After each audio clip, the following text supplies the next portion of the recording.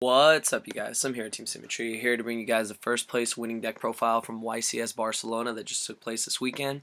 As you guys can see, it is Macro Rabbit. Before I get into this, though, I want to give a big shout out to Serious Treeborn Frog, aka Paul Clark, for two reasons. A, because he got the winner's profile. He has it up on his channel, so annotation will be up here, and you'll have just in the description as well. And also a shout out to him. For people who don't know, he did top 16 this event, and I believe he was running Chaos Dragons, so I'm trying to get a deck profile of him on my channel to help him increase in subs. A lot of people don't know, but Paul is part of ARG. He travels to all the events. He gets a lot of the good coverage, a lot of the good deck profiles. Whenever you see a Joji, Orlando, Billy Break, Fraser Smith deck profile, they usually come from him. So, big shout out to him for all the work that he does. I hope you guys will subscribe to him and, congratulate him on his top 16. So, this is Jack Bruun's Macro Rabbit deck profile. Now, a lot of people are going to be like, damn it, Rabbit topped again, Rabbit won again, and people are saying that Atlantean should have won this event. It's the same thing that always happens whenever the deck that people don't care for the most ends up topping, and here we have another Macro Rabbit deck. Now, if you look at the deck, you wonder, why did it win? It won because Rabbit is Rabbit. You open Rabbit Tour Guide, if you're unopposed by Effect Veiler or Maxi, you pretty much won the game because Lagia and Dolka are broken. It's very simple.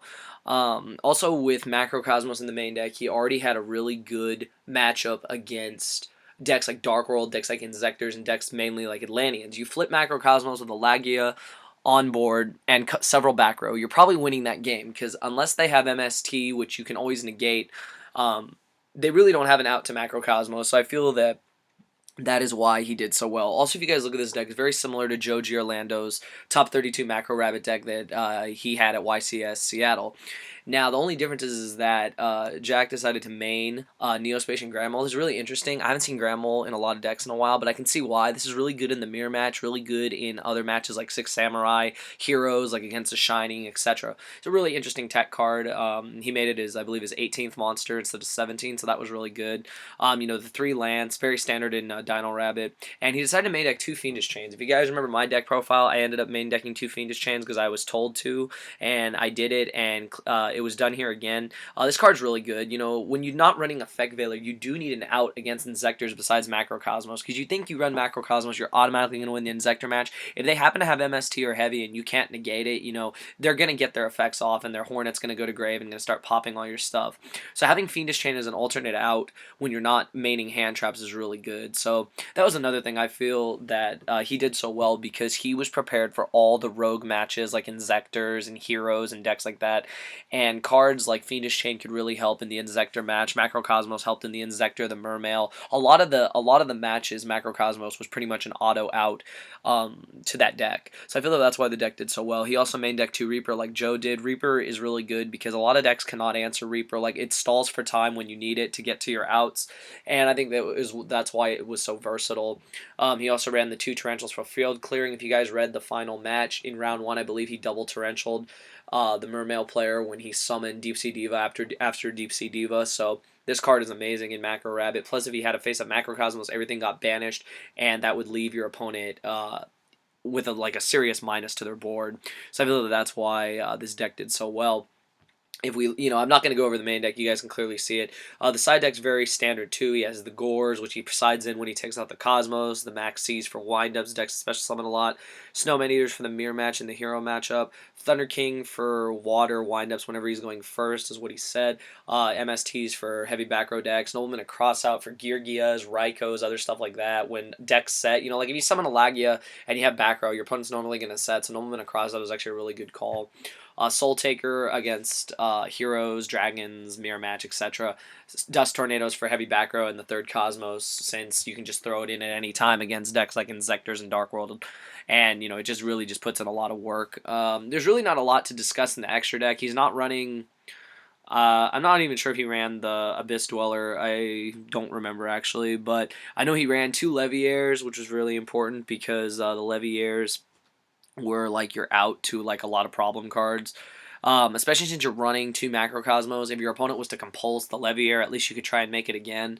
That was another thing for Reapers. That Reaper being level 3 can go into another rank 3, so that's why you probably ran Reaper as well. People always forget that Reaper is a rank 3, or is a level 3 that can go into a rank 3, so that really worked out.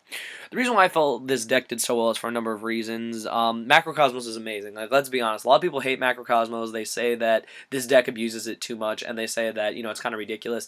It's true in one sense and false in another. Macrocosmos is very easy to stop. You can MST it, you can heavy it, you can twister it, you can dust tornado it, you can even Solemn Warning this card. Like, this card does special summon, so you can Solemn Warning this card.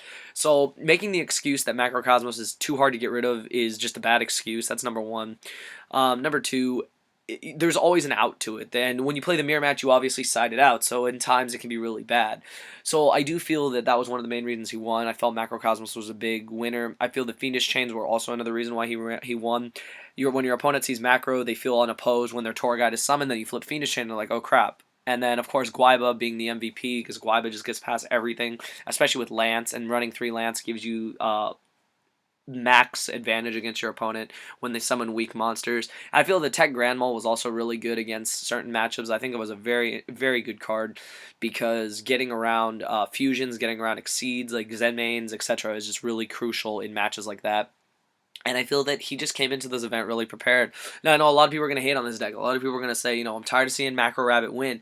Macro Rabbit wins because it's good, you guys. Like, you guys need to understand that Rescue Rabbit is still a good deck, and that the way people build it is very standard. Like, people always say, I'm tired of seeing the same deck profile. Something you need to understand is that every deck, whether it be Windup, Rabbit, Atlanteans, etc., is going to have the same base monsters. They're going to have the same outline. When you run Dino Rabbit, you run 6 vanillas. If you're running Guaiba, you run 3 Guaibas. You run 9 dinosaurs. You run 2 rabbits. You run 2 tour guides. You run a Sangan, and some people do run the Night Assailant, which I think you should always run Night Assailant.